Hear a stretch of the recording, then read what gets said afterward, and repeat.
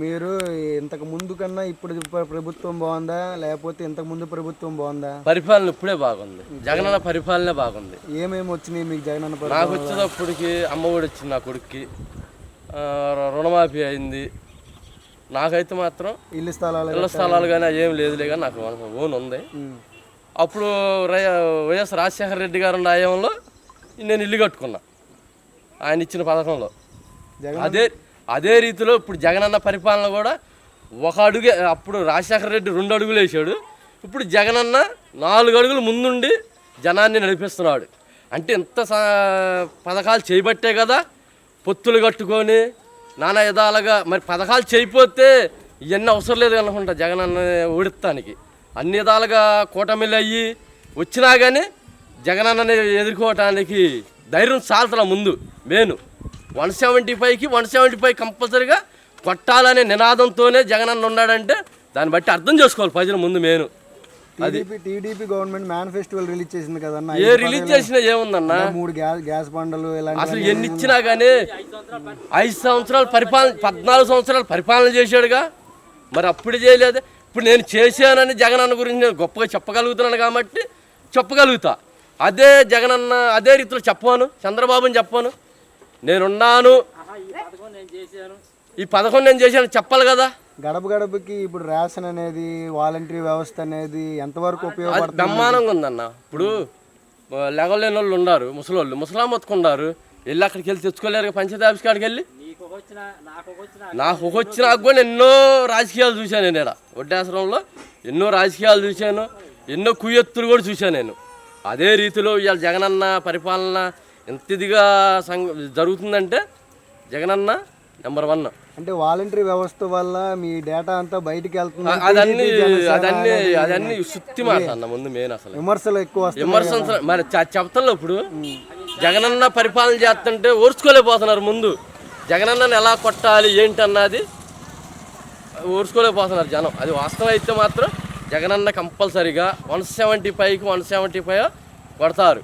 అంటే 3 పార్టీలు పొత్తుతో ఉన్నాయి కదా ఇప్పుడు. జగనన్న 10 పొత్తులతో వచ్చినా సరే జగనన్న సింగల్ దాన్ని ఎదుర్కొని చాలు సింహం. అది మీ కార్పొరేటర్ కానీ మీ ఎమ్మెల్యేలు కానీ గడప గడప అసలు ఎక్కడ వరకు ఇంతవరకు ఎలక్షన్ జరగలేదన్న మాకు. అది టీడీపీ వాళ్ళు చేసిన అరెస్కాలను బట్టి ఇక్కడ జరగలే మాకు ఎలక్షన్. అంతకుముందు పంచాయతీ, ఇప్పుడు కార్పొరేషన్ చేశానన్నారు. మరి మా కార్పొరేషన్ అధికారులు కూడా మాకు తెలియదు. మరి కోర్టులో నడుస్తుంది. వచ్చిన ఇళ్ళ పట్టాలు కూడా ఆపుకొని కూర్చున్నాడు చంద్రబాబు. అది లోకేష్ ఏ లెక్క గెలుస్తాడు అన్నాడా? ప్రజలకు ఇచ్చిన స్థలాలను ఆపుకోవటం ఏందన్నా? ఇచ్చాడు, 3 రాజధానులు ఇచ్చాడు. ఇవి లేబర్ ఆడ చేయకూడదా? అంటే 3 రాజధానులు అంటే ఉపయోగం ఉందంటే లేదంటే ఉందనే కదన్నా జగనన్న పెట్టింది. మరి ఇక్కడ అమరావతి డెవలప్మెంట్ 3 ఒకే దగ్గర ఉంటే బాగుంటుందని అందరూ ఇప్పుడు తెలంగాణ ఉంది కొట్టిపా. అదే రీతిలో ఇక్కడ కూడా అదే జరిగితే అదే 3 రాజధానులు ఉంటే బాగానే ఉండేది కదా. అంటే వైజాగ్ లో జగనన్నకి అక్రమాస్తులు ఉన్నాయి, దానివల్ల అన్న నాకు తెలిసినంత వరకు నేనైతే తిరుగుతున్నాను. ఇంకా తెలంగాణలో మనకి 10 సంవత్సరాలు పచ్చా హోదా ఉంది మనకి. మన మామూలుగా అదేం చేశారు ముందు పెట్టన్నది బ్యాగ్ బడి. ఇప్పుడు రాజధాని మనకు ఉందన్న 10 సంవత్సరాలు. నోట్కు కేసులు ఉమ్మడి రాజధాని హైదరాబాద్ వరకు ఉపయోగించలేదు. మరి ప్రభుత్వం అప్పుడు చేయొచ్చు కదా. మరి జగనన్న వచ్చినాక ఈ బురద రాజకీయాలు ఏంటి? అంటే జగనన్న వచ్చిన తర్వాత రాజధాని లేదు ఆంధ్రప్రదేశ్కి. నువ్వు చేసింది ఏదన్నా అసలు ఎప్పుడన్నా కానీ ఎక్కడన్నా కానీ నువ్వు తాత్కాలం బిల్డింగ్ కట్టావా లేకపోతే ఒరిజినల్ ఇది నెంబర్ 1 బిల్డింగ్ అని కట్టావా? కట్టలేదుగా. ఎక్కడ చూసినా తాత్కాలం అంటున్నావు.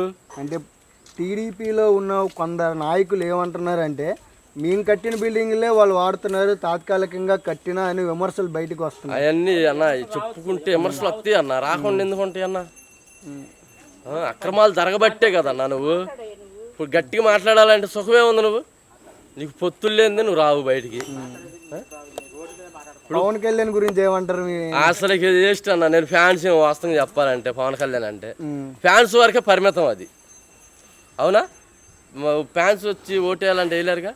జగన్ అన్న అభిమానం, జగన్ అంటే ఇది. అంటే రాజశేఖర్ నుంచి అభిమానమా లేకపోతే జగన్ రెడ్డి గారు వచ్చిన తర్వాత అభిమానం మీకు? అన్న అప్పుల్లో రాజశేఖర రెడ్డి గారు అభిమానం మేము. ఆ తర్వాత ఆయన కూటమిలో నుంచి బయటకు వచ్చేసాడు. ఎందుకు వచ్చాడు?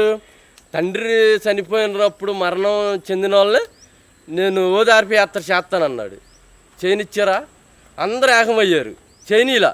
నాకు ఈ వ్యవస్థ వద్దనుకున్నాడు, బయటకు వచ్చేసాడు. అదే రీతిలో మేము ఆ వ్యవస్థలోనే ఉన్నాం. మేము అందరం అప్పుడు అందరూ ఒకటే కాంగ్రెస్లోనే ఉన్నాం. తర్వాత జగన్ అన్న ఏం చేశాడు? నాకు ఈ వ్యవస్థ వద్దు, నేను పరిపాలన చేయాలంటే నేను మామూలుగా ఇప్పుడు నాన్న చనిపోయినప్పుడు ఉన్నారు కదా, వాళ్ళని పలకరిస్తానని వచ్చాడు. దానికి కూడా అది పలకరిస్తానికి వస్తా కూడా జనాన్ని ఎన్నో విధాలుగా కుయుత్తులు చేశారు.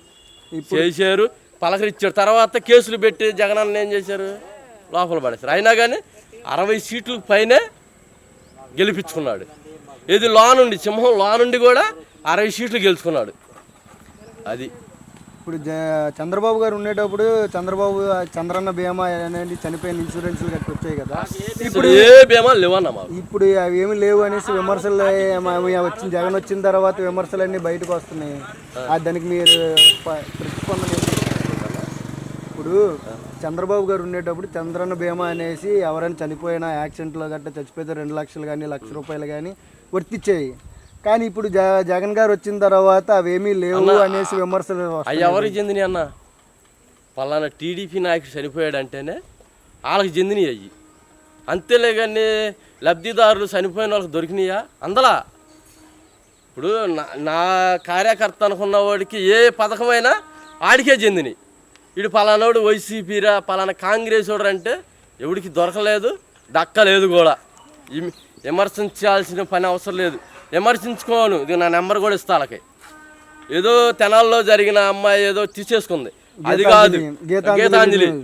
అదే రీతిలో ఇక్కడికి వచ్చి మాట్లాడవనాలనే నరికి ఇది చేస్తాం అనమాట. ఆ అమ్మాయి అంటే ఆడపిల్ల, మగపిల్లల జోలికి రావనాలనే ఎవడైనా సరే. అది ఇప్పుడు మన రాజశేఖర రెడ్డి గారు ఉండేటప్పుడు విద్యా వైద్యం ఎలా ఉంది?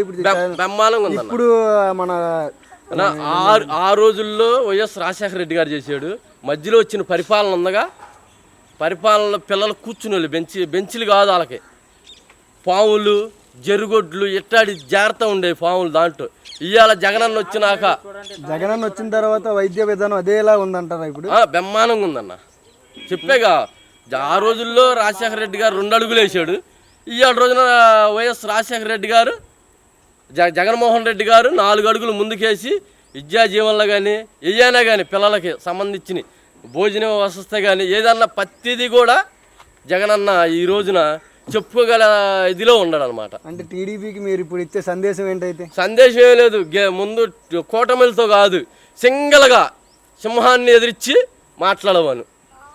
మంగళగిరి లోకేష్ నేను కొడతాను 50 మెజార్టీతో అన్నాడు కదా, మెజార్టీ కాదు అని ముందు మంగళగిరి అనే పేరు స్పష్టంగా బలహవను. మంగళగిరి అన్న మాట స్పష్టంగా బలహవనండి చెప్పుకోను. మీడియా మొత్తం ఎక్కడ ఏకినా సరే నేను సిద్ధమే.